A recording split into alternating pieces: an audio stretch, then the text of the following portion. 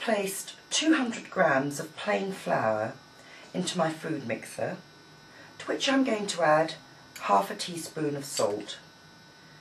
Now, it doesn't matter whether you're doing a sweet pastry or a savoury pastry, you should always add salt as it adds to the flavour. And make sure that the flour is evenly distributed in your food processor, because it makes mixing in the butter much easier. Now, when you make pastry in a food processor, you make it in exactly the same way, or I should say in exactly the same order as you would if you were making it by hand. So I'm now going to add 100 grams of very cold butter which I've cubed. And I would mention, the smaller you cube it, the better it is, because it means it takes less processor action to incorporate it into the flour.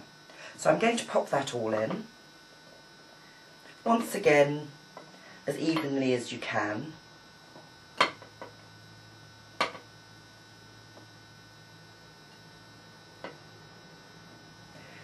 Now, if you're going to make a sweet pastry, as well as the salt, you can add the sugar at this stage, and probably a tablespoon of sugar will be enough to sweeten that up. So pop the lid on, and you don't want to overwork this, so I'm actually just going to pulse it a few times. It doesn't take long, as you'll see.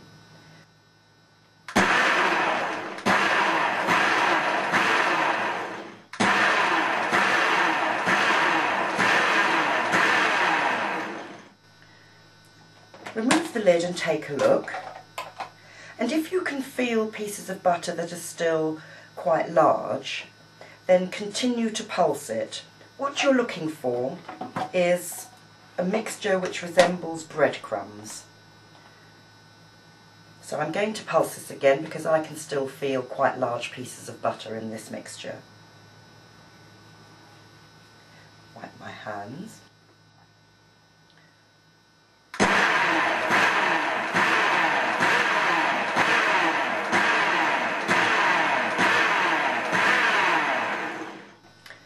So I'll take another look, and I can see the mixture is resembling breadcrumbs and the butter is hardly discernible. I can only feel very small pieces of it.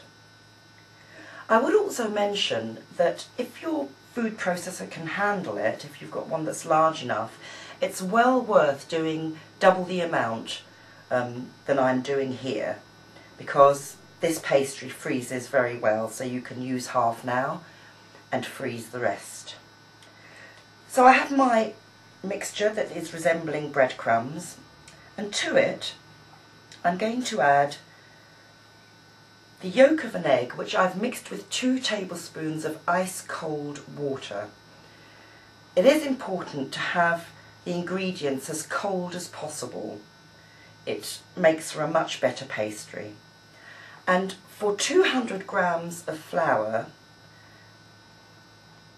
the 1 egg yolk and 2 tablespoons of ice cold water should give you the right consistency. So I'm just going to add this all in, just pour it evenly all the way round.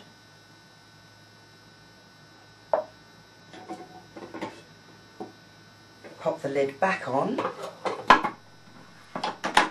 Now I'm going to pulse this a couple of times and then put it on a very slow whiz.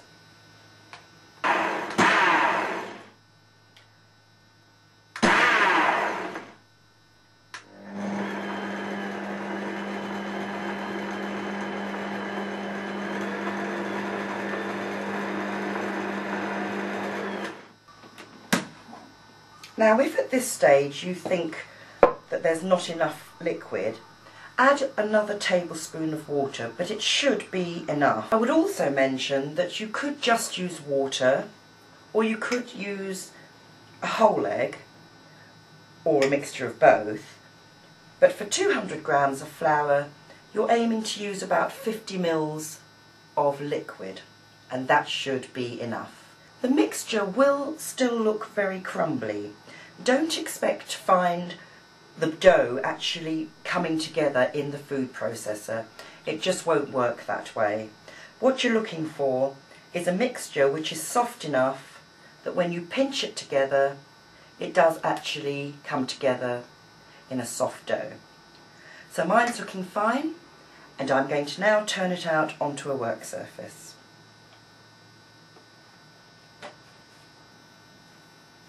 I've lined my surface with cling film, and the reason for this is because the pastry will need to be chilled for at least 15 minutes before using. So you might as well just put the mixture that's in the food processor directly onto the cling film. So let's do that. And as I mentioned earlier, it is quite crumbly, and that is the way it's supposed to look.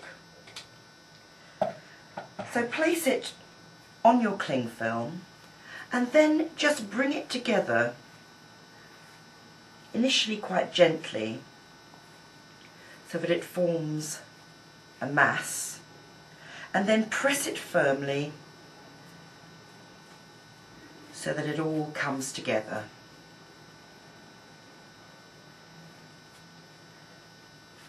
Now don't make it into too high a mound, because if you do, when it's chilled, it'll just take a little bit more rolling out, and also the chilling can actually get through the mixture a lot better if it's not too thick. So there, that's done. So once that's all formed together, you can now just wrap it and chill for a minimum of 15 minutes, up to 2 days, or after the 15 minutes chilling, you can freeze it. If you get to this stage and the mixture feels too hard or too dry, don't be afraid of returning it to the food processor, broken up into bits, and adding a little bit more water through the top of the processor. That's something you can't actually do when you're making pastry in the normal way. And that's how you make shortcrust pastry really quickly in a food processor.